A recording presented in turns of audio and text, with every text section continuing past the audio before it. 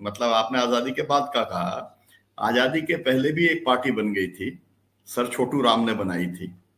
और सर छोटू राम ने जो पार्टी बनाई थी वो 1937 के अंदर ही उसने मेजॉरिटी अपनी बना ली थी, और वो भी अंग्रेजों को चुनौती दे करके। मतलब किसानों की पार्टी अगर पहली कोई बनी देश के अंदर जिसने की सत्ता हासिल की, और सामने कांग्रेस भी थी, मुस्लिम लीग भी थी, है ना, उसके को चुनौती दे करके, तो वो सर छोटू राम की पार्टी थी। उसके ऊपर मैं केवल इतना बताना चाहता हूं, क्योंकि जो पंजाब जो हरियाणा के अंदर मतदाता हैं, किसानी करने वाले, उनकी बहुत बड़ा रोल है। तो उनको ये बात याद रहना चाहिए कि जो काम करके गए, मुझे लगता है कि देश के अंदर कोई दूसरे व्यक्ति नहीं कर पाया। 1934, मतलब सोचिए, मतलब उन्होंने 38 के अंदर जो है वो साहूकार बिना पंजीयन के कर्जा नहीं दे सकता, साहूकार पंजीयन एक्ट 1938 वो उन्होंने लागू कराने का काम किया। जो जमीनें गिरवी रखी हुई थी उनको वापस कराने का काम किया, जिनकी नीलामी कुर्की हो गई थी, वो 38 के अंदर। पहली बार कृषि उत्पाद मंडी अधिनियम 1938 के अंदर उन्होंने बनाने का काम किया। मतलब जब सरकार कोई आती है और वो किसान की सरकार होती है तो क्या कुछ कर सकती है, वो भी अंग्रेजों के जमाने में, ये एक बहुत बड़ा विषय है जो लोगों को जानना और सीखना चाहिए। फिर उसके बाद में व्यवसाय श्रमिक अधिनियम, जिसमें बंधुआ मजदूरी के ऊपर रोक लगवाने का काम किया। फिर पहली बार हम लोग तो कर्जा माफी की बात आज भी कर रहे हैं, संयुक्त किसान मोर्चे के लोग 1934 के से उन्होंने जो आंदोलन अपना शुरू किया था, तो उसके बाद में उन्होंने उसका बाकायदा अधिनियम बनवा लिया। और ये तय हो गया कि जिस व्यक्ति ने अपना जो कर्जा लिया था उससे दुगना अगर उसने वापस कर दिया है तो वो ऑटोमेटिकली कर्जा मुक्त घोषित हो जाएगा, जिसे दाम दो पटका सिद्धांत कहते हैं, जिसको अंग्रेजों ने भी स्वीकार कर लिया था। ये उस की बात मैं कर रहा हूं। फिर मोर को मारने पर पाबंदी, मतलब ऐसे जो तमाम सारा। और एक बहुत ही इंटरेस्टिंग वाक्य है जो लोगों को जानना चाहिए। मतलब ऐसा मेरे को नहीं लगता कोई दूसरा व्यक्ति रहा होगा इस देश के अंदर। पंजाब यूनाइटेड था, सर छोटू राम जो है सर्वे सर्वा थे। जिन्ना जो है 1944 के अंदर, जिन्ना जो है पाकिस्तान बनाने को लेकर के हर जगह पर दौरा कर रहे थे, और वो आ गए पंजाब के अंदर, और सर छोटू राम ने उनको पंजाब से पकड़ करके बाहर निकलवा दिया। आप ये सोचिए, ये काम हमारे यहाँ पर, हमको ये याद है जब ये रथ यात्रा चल रही थी और उसको लालू यादव ने रोक दिया था, और उस रथ यात्रा को जो है बाहर कर दिया था। उस तरीके का काम अंग्रेजों के जमाने में, अंग्रेजों के संरक्षण के बावजूद, जिन्ना से उन्होंने कहा कि भाई यहां पर हिंदू मुस्लिम को मैं नहीं चलने दूंगा, यहां पर किसानी है और मेरा पूरा का पूरा पंजाब यूनाइटेड ही रहेगा।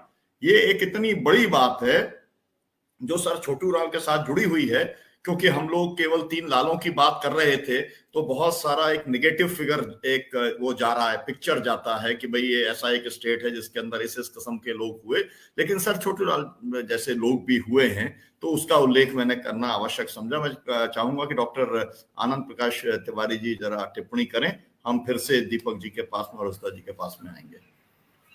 जी सर, फिर से आपके पास जी। जब हम सलीम साहब की बात को आगे बढ़ाते हुए, आपकी बात का भी संज्ञान लेते हुए हम आगे बढ़ते हैं। जब हरियाणा का हम नाम लेते हैं तो हरियाणा तो 1966 से शुरू होता है। 1 नवंबर 1966 को हरियाणा राज्य अस्तित्व में आया। और हरियाणा के बारे में जो आम धारणा है, हरियाणा के बारे में जब कहा जाता है तो उसकी पहचान बनती है आया राम गया राम से। वहीं से यह मुहावरा बन गया, आया राम गया राम। एक विधायक थे और वो जो दिन में 4 बार 5 बार इधर गए उधर गए उधर गए, और पूरी सरकारी उनको लेकर के हिलती डुलती रही। दूसरा, जब हरियाणा का ये जो परिचय बनता है वो भजन लाल जी से बनता है कि भजन लाल जी, उसके पहले तो एक आदमी इधर उधर जाता था, 2-4 विधायक जाते थे। भजन लाल जी पूरी भजन मंडली के साथ अपना परिवर्तन करने लगे। अपना जिधर गए उधर सरकार बना दी, उधर गए उधर सरकार बना दी।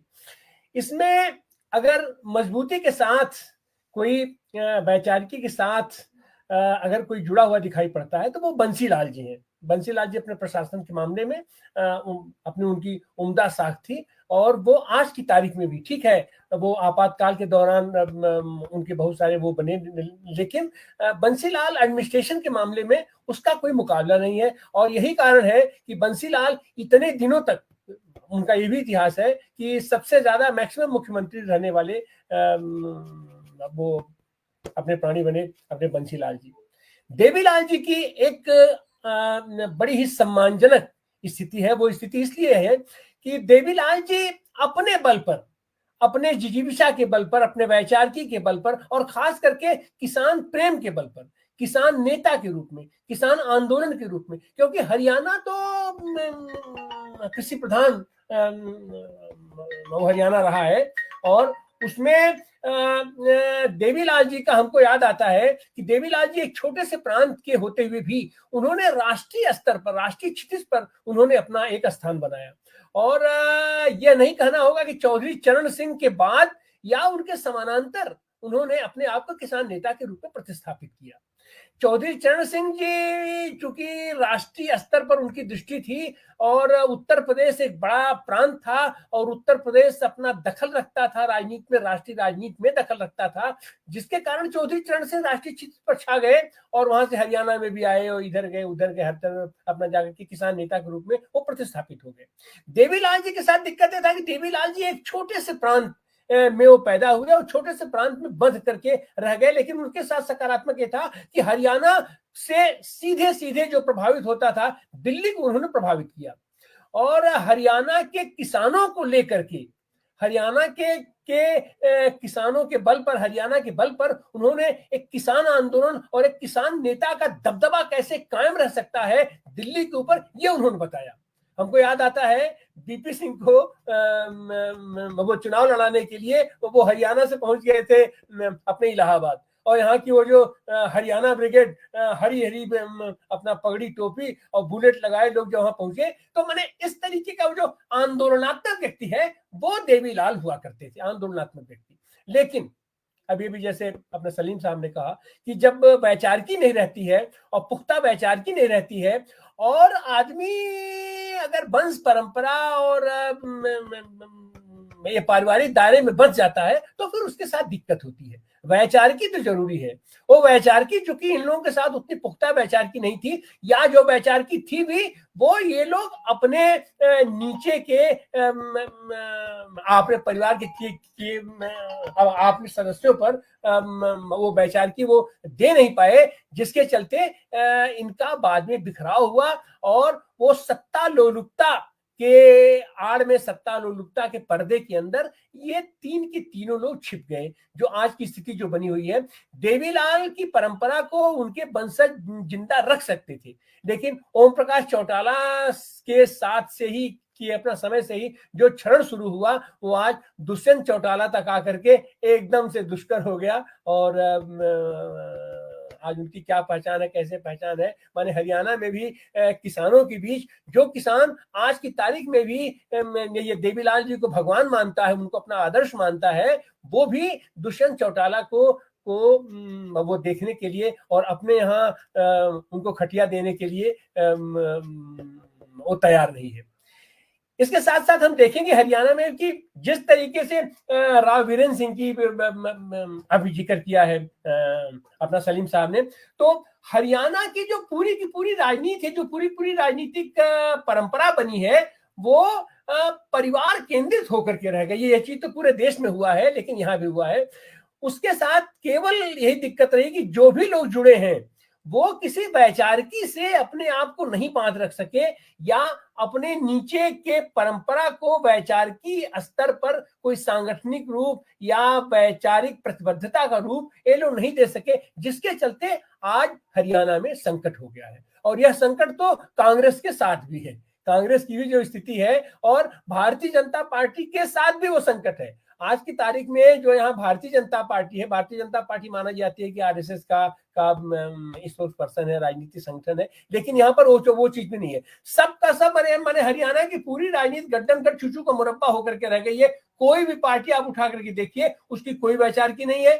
कांग्रेस आज चूंकि भारतीय जनता पार्टी से लोग इतने नाराज हैं कि वो भारतीय जनता पार्टी को देखना नहीं चाहते हैं, तो विकल्प के रूप में एक नरेशन बन गया है कि कांग्रेस आ रही है।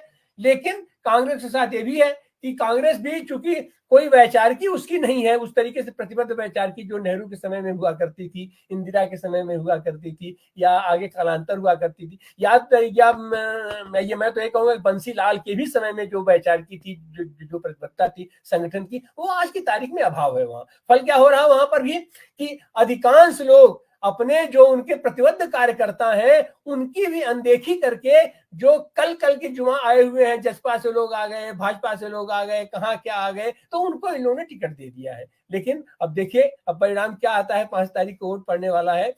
लेकिन इतना तो है, कष्ट है कि जिस किसानों की विरासत को चौधरी चरण सिंह सजो करके आगे लेकर के चले, वह भी उनके वंश परंपरा में